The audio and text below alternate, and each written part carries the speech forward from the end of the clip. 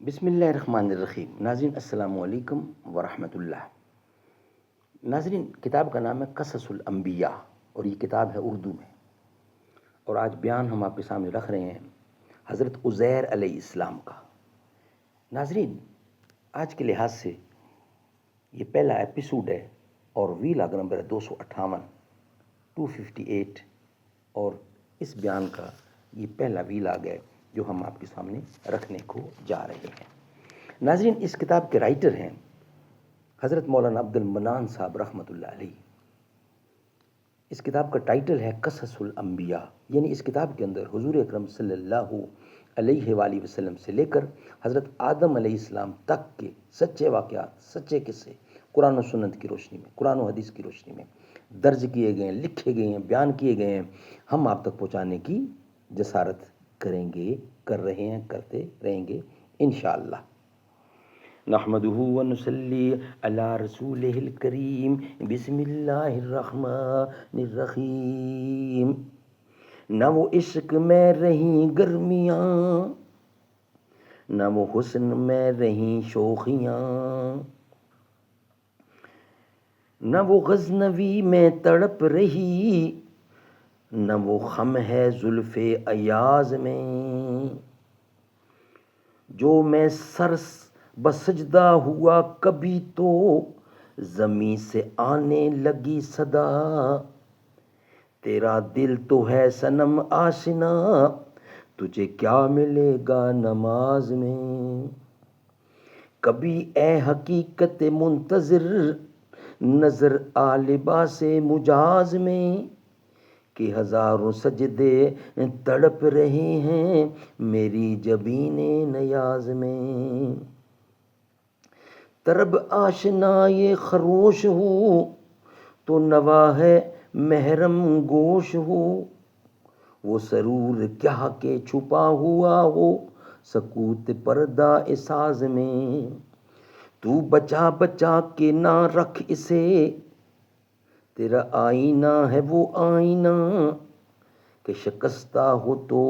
عزیز تر ہے نگاہ آئینہ ساز میں، دم طوف کرم کے شمع نے یہ کہا کہ وہ عصر کہن، نہ تیری حکایت سوز میں نہ میری حدیث گداز میں، نہ کہیں جہاں میں اما ملی، جو اما ملی تو کہاں ملی، میرے جرم خانہ خراب کو تیرے عفو بندہ نواز میں، نہ وہ عشق میں رہیں گرمیاں، نہ وہ حسن میں رہیں شوخیاں، نہ وہ غزنوی میں تڑپ رہی،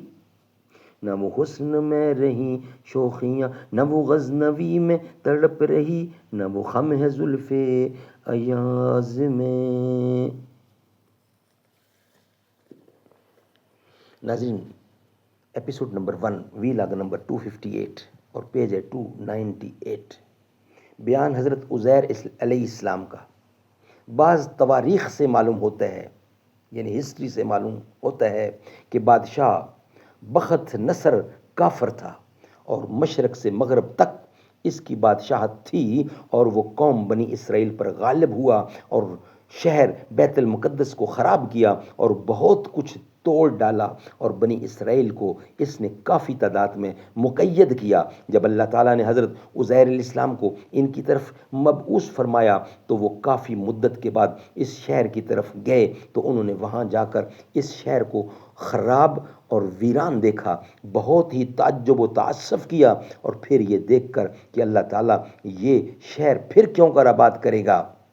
یہ بات وہ اپنے دل میں کہہ رہے تھے کہ اتنے میں خدا کے حکم سے وہیں ان کی جان قبض ہوئی۔ پھر 100 برس کے بعد اللہ تعالیٰ نے ان کو زندہ کیا، اور پھر انہوں نے اس شہر کو آباد دیکھا۔ چنانچہ اللہ تعالیٰ ارشاد فرماتے ہیں، قال اللہ تعالیٰ،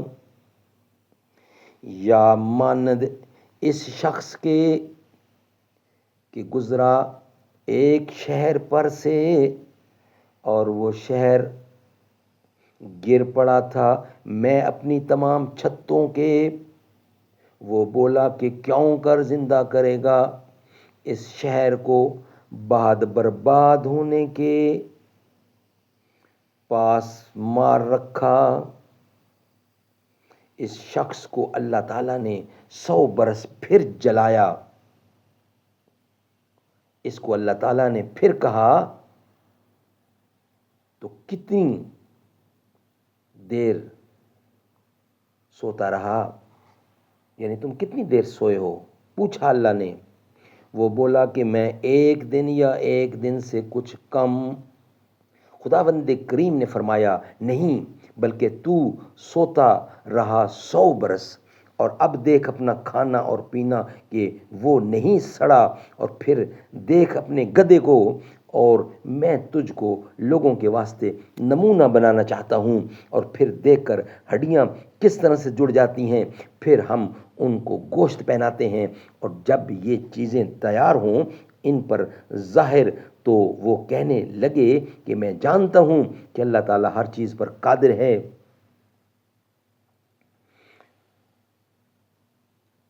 اور جب یہ چیزیں تیار ہوں ان پر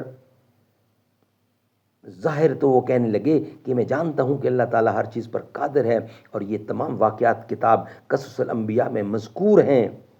اور ایک تفسیر میں یوں لکھا ہے کہ بخت نصر ایک بادشاہ کافر تھا، اور وہ قوم بنی اسرائیل پر غالب آ گیا، اور اس نے شہر بیت المقدس کو خراب کر دیا اور تمام لوگوں کو قیدی بنا کر پکڑ لیا۔ اس کے بعد حضرت عزیر علیہ السلام کو اللہ تعالیٰ نے ان کی طرف مبعوث فرمایا، اور وہ بفرض تبلیغ اس شہر بیت المقدس سے گزرے تو اس کو دیکھا تو اتنا خوبصورت شہر کہ جس کو اس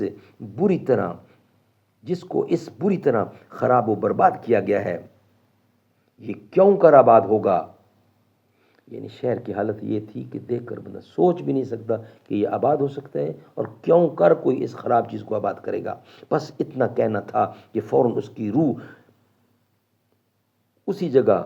کف سے انصری سے پرواز کر گئی، اور پھر وہ 100 برس کے بعد زندہ کیے گئے، یہاں تک کہ ان کا کھانا اور پینا بھی ان کے پاس ہی رکھا ہوا تھا، اور وہ جوں کا توں ہی تھا، کچھ خراب نہ ہوا تھا۔ اور اس کی سواری کا گدھا مر گیا، اس کی ہڈیاں بھی ان کے قریب دھری تھیں، پھر ان کا گدھا بھی ان کے روبرو خدا کے حکم سے زندہ ہوا، اور اسی 100 برس میں بنی اسرائیل قید سے خلاص ہوئے،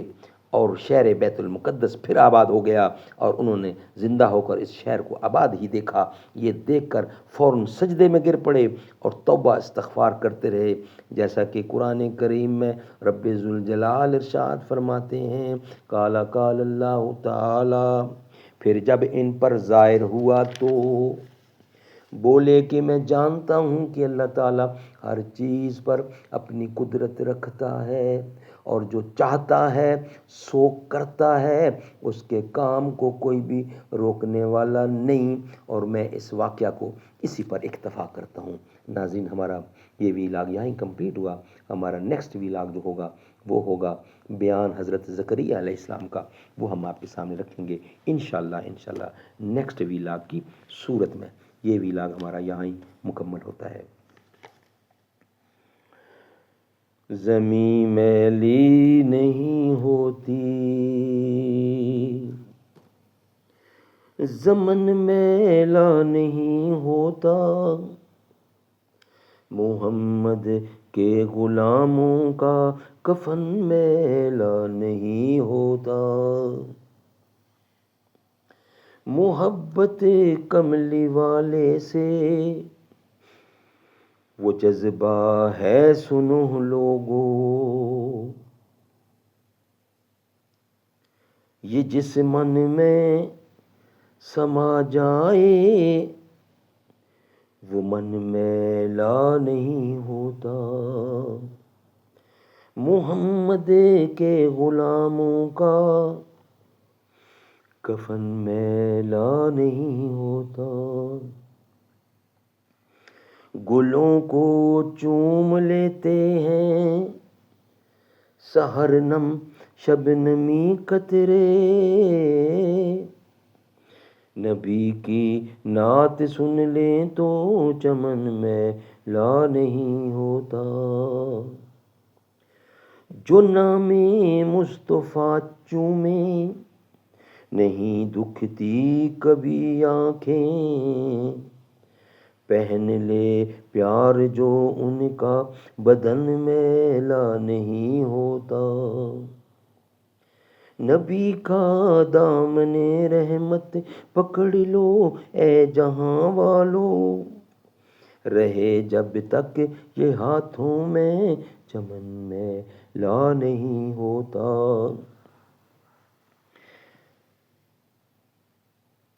मैं नाज़ां तो नहीं फन पर, मगर नासर ये दावा है, सनाहे मुस्तफ़ा करने से फन मैला नहीं होता। ज़मीं मैली नहीं होती, ज़मन मैला नहीं होता।